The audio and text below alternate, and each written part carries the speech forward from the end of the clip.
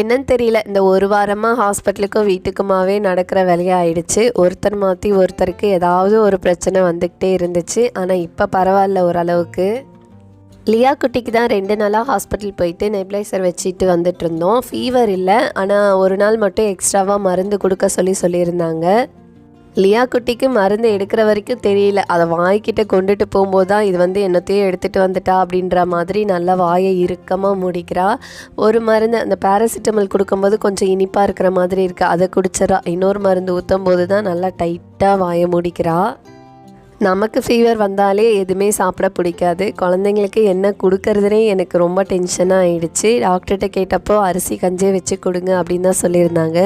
அதை வச்சு தான் ஓட்டிகிட்டு இருந்தேன். ஒரு வேளை உங்களுக்கு எதாவது தெரிஞ்சது அப்படின்னா மறக்காமல் கமெண்ட் பண்ணுங்கள். நல்லா செரிமானம் ஆகிற ஃபுட்டாக குழந்தைங்களுக்கு என்ன கொடுக்கலாம் அப்படின்ட்டு. நெக்ஸ்ட் வீடியோவில் பார்க்கலாம். பாய்.